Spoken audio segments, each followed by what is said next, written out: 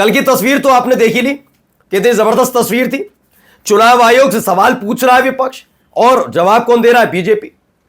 अब आप सोचिए, उत्तर प्रदेश के पूर्व मुख्यमंत्री जो दिल्ली में जाते हैं, उम्मीद थी कि उनको कोई पूछेगा नहीं, देखेगा नहीं, लेकिन एक साल के भीतर आज देश के सबसे बड़े नेता के तौर पर अखिलेश यादव खुद स्थापित है। देश की तीसरी सबसे बड़ी पार्टी समाजवादी पार्टी है। ऐसे में उनके जो प्रतिद्वंदी हैं, जो उनके साथ लगातार राजनीति करते रहे, उनके पेट में मरोड़ हो रही है। क्या जिसकी तुलना हमसे होनी चाहिए थी, जिस शख्सियत को हमसे भिड़ना चाहिए था, आज वो इतना बड़ा नेता हो गया है कि हमारे आका के कद के बराबर जाकर खड़ा हो गया या उनसे ऊपर। जी हां, मैं बात कर रहा हूं उत्तर प्रदेश के डिप्टी सीएम केशव प्रसाद मौर्य की। केशव प्रसाद मौर्य आपने अमूमन नरेंद्र मोदी, अमित शाह, नरेंद्र मोदी, इनके माला की जाप करते देखा होगा, लेकिन आज अखिलेश यादव मोदी और शाह से ऊपर जाकर स्थापित हो गए। यानी कि कल तक केशव प्रसाद मौर्य के साथ तूतू में और बयानबाजी करने वाले अखिलेश यादव आज उनके आका के ऊपर जाकर बैठ गए, तो केशव प्रसाद मौर्य के पेट में मरोड़ उठी है। नाना, ये मत सोचिएगा कि आप प्राइवेट जॉब करते हैं, आपको अपने कलीग से बड़ी जलन होती है कि उसकी ज्यादा सैलरी क्यों है, प्रमोशन क्यों है। राजनीति में भी ऐसा ही होता है। तो इसी जलन को जब केशव प्रसाद मौर्य ने अपने ट्विटर हैंडल और सोशल मीडिया पर उड़ेला, तो चाचा की हो गई एंट्री। जी हां, शिवपाल सिंह यादव ने जिस तरीके से डिप्टी सीएम को डपटा है, उसके बाद से बोलती बंद हो गई है। क्योंकि बात इस बार अखिलेश यादव की नहीं थी, बात सिर्फ समाजवादी पार्टी की नहीं थी, बल्कि सपा के साथ साथ यादव परिवार के खिलाफ एक टिप्पणी की थी केशव प्रसाद मौर्य ने। और आपको मैं टिप्पणी दिखाऊंगा तो यकीन मानकर चलिए, आप डिप्टी सीएम का स्तर भी समझ जाएंगे। लेकिन जैसे ही शिवपाल सिंह यादव ने नट बोल्ट कसे, डिप्टी सीएम शांत हो गए। नमस्कार, मैं हूं प्रज्वल गौतम और आप देख रहे हैं न्यूज सर्किल। दोस्तों, केशव प्रसाद मौर्य की एक भाषा शैली पिछले 1.5-2 महीने में बदली है। मैं केशव प्रसाद मौर्य के बारे में और ब्रजेश पाठक दोनों के बारे में एक बात कहूंगा, चाहे अच्छा लगे या बुरा।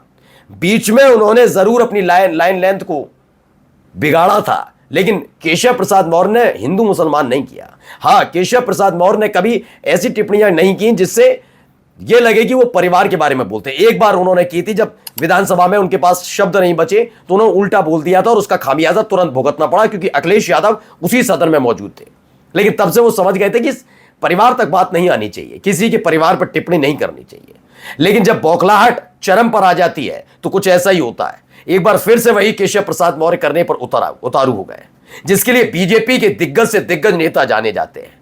घिनौनी टिप्पणियां करना, परिवार पर टिप्पणियां करना, इनके अलावा इनके पास बताने दिखाने के लिए कुछ है नहीं, तो ये टिप्पणी करने पर उतर आते हैं। अब देखिए क्या लिखते हैं, गुंडे, माफिया और दंगाई सबके सब सैफई परिवार के भाई। एक वो पुराने चुनाव आयुक्त थे जो घटिया किस्म की शायरी करते थे, इकबाल भाई सभाएं। खैर, घटिया किस्म की शायरी इनके हिसाब से ठीक ही होगी, लेकिन सैफई परिवार के भाई, इसका मतलब यादव परिवार के खिलाफ, मुलायम सिंह यादव के परिवार के खिलाफ इन्होंने टिप्पणी करके मुसीबत बोल ले ली, क्योंकि मसला था अखिलेश यादव तक का। अच्छा चाचा, ये एंट्री मैं भी कराऊंगा, क्या करा उन्होंने, कैसे लताड़ लगाई बताता हूं, लेकिन केशव प्रसाद मौर्य इस बात से क्यों बौखलाए आप जरा समझिएगा। दरअसल केशव प्रसाद मौर्य के आंखों में सपना संजो के बैठे हुए हैं कि मैं मुख्यमंत्री बन जाऊंगा। वो सपना पूरा नहीं हो रहा। एक ऐसा व्यक्ति जिसके खिलाफ मोर्चा खोलते खोलते थोड़ी स्पष्ट पहचान केशव प्रसाद मौर्य ने बनाई थी। अब केशव प्रसाद मौर्य का काम एक ही बचा है, मुख्यमंत्री बनने के लिए दिन रात उन्हें मोदी और शाह का जाप करना पड़ता है। उनका सपना पूरा होना नामुमकिन सा नजर आता है।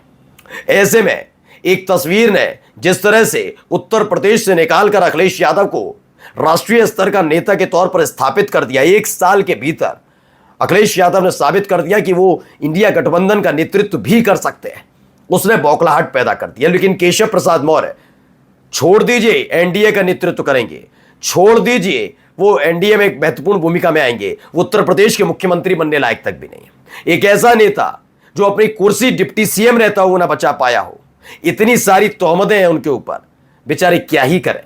तो अब ऐसे तरह की बयानबाजी के जरिए अपनी खींच निकाल रहे हैं। लेकिन इन्होंने सैफई परिवार के खिलाफ जैसे ही बोला तो शिवपाल सिंह यादव की एंट्री होती है। केशव प्रसाद मौर्य के लिए शिवपाल सिंह यादव ने बड़े सलीके से समझाया। मैंने आपको बताया भी, चाचा की आदत आप लोग जानते ही हैं। चाचा ना तू तड़ाक करते हैं, चाचा ना धमकी देते हैं, चाचा ना इधर उधर की बातें करते हैं, ना जुमलेबाजी करते हैं और ना ही तुकबंदी करते हैं जैसे ये कर रहे थे। वो स्पष्ट एक बार में कहते हैं कि ये मत करिए। और उत्तर प्रदेश की सियासत में कहा जाता है कि अगर चाचा ने कहा कि ये मत करिए का मतलब मत करिए, दिक्कत में फंस जाएंगे। ये स्पष्ट है। इसलिए याद रखिए, सदन के अंदर योगी आदित्यनाथ चचा चचा चचा चचा करते थे, लेकिन अब चचा चचा कहने से घबराते हैं, क्योंकि हाल ही में पिछले 2 महीने पहले उन्होंने ये कहा था कि हर वक्त चचा चचा चचा चचा करते ही रहते, मेरे नाम माला ही जपते रहते हैं। योगी आदित्यनाथ समझ गए अब बुरा लग रहा है, अच्छा नहीं लग रहा, और चचा को नाराज करना ठीक नहीं है, कहीं कुंडली ना खुल जाए। अब केशव प्रसाद मौर्य अंटे चढ़ गए। क्या लिखा केशव जी? गुंडे, माफिया और दंगाई कौन है ये यूपी की जनता भलीभांति जानती है। बुलडोजर से कानून का गला घोंटने वाले, किसानों पर लाठियां बरसाने वाले, किसानों की जमीन पर कब्जा करने वाले, बेरोजगारी और भ्रष्टाचार से के संरक्षक, ये सब आपके आंगन के भाई हैं। ये स्पष्ट किया। सैफई परिवार ने तो अस्पताल, स्टेडियम, नौकरियां और विश्वविद्यालय दिए। आपके परिवार ने क्या दिया? नफरत, महंगाई और जंगल राज। अब सोचिए, जब ये ट्वीट हो रहा था तब तक फतेहपुर में हुए बवाल की तस्वीरें भी सामने आ गई थी, जिसमें साथ साथ सारी चीजें खुल गई कि पहली चीज जो नफरत का जिक्र शिवपाल सिंह यादव ने किया, वो पता लग गया है कि हां कैसे हो। दरअसल शिवपाल सिंह यादव, मैंने कहा ना, बहुत संगठन और उत्तर प्रदेश की सियासत के अंदर समाये हुए व्यक्ति है। फतेहपुर की एक एक रिपोर्ट शायद जो सरकार की खुफिया एजेंसीज के पास होती हैं, उससे ज्यादा शिवपाल सिंह यादव के पास होगी। ऐसा ना हो कि शिवपाल सिंह यादव कुंडली खोल दें फतेहपुर को लेकर। दूसरा, महंगाई का जिक्र आप जानती हैं, और जंगल राज तो समझ ही रहे। तो इस हालात को पैदा किया गया। अब जैसे ही चचा की एंट्री हुई, केशव प्रसाद मौर्य समझ गए कि गलत हो गया, ये ज्यादा बोल गए। ये अगर पूरा का पूरा अखिलेश यादव के इर्द गिर्द घुमा कर रखते तो एक नेता का दूसरे नेता पर ये आरोप प्रत्यारोप या वार पलटवार माना जाता। लेकिन जब परिवार का जिक्र किया गया, वो समझ गए कि गलती हो गई। ये वही वाली गलती हुई जो 3 साल पहले की थी, 4 साल पहले, जब सदन में सैफई परिवार के बारे में तब भी गंदा बोला था और अब भी उसी हालात पर लाकर खड़ा कर दिया। केशव प्रसाद मौर्य इस बात को भली भांति जानते हैं कि ये सब करना इतना आसान नहीं है। मैं फिर बता रहा हूं, केशव प्रसाद मौर्य एक उस स्थिति में फंसे हैं कि अपने आप को उबारने की कोशिश तो है। एक ऐसे फ्रस्ट्रेटेड पॉलिटिशियन बन गए हैं, फ्रस्ट्रेटेड एम्प्लॉय समझ लीजिए। किसी भी निजी कंपनी में फ्रस्ट्रेटेड होते हैं ना, काम तो करते हैं लेकिन हिसाब किताब नहीं बन पाता, नहीं आगे बढ़ पाते, उतना हुनर नहीं होता, लेकिन चिड़न और जलन रहती है। ये चिड़न जलन का प्रदर्शन उन्होंने शानदार तरीके से किया था, ये दिखाने के लिए कि अखिलेश यादव में वो दम नहीं है। लेकिन अखिलेश यादव अपनी बदौलत आगे बढ़े हैं।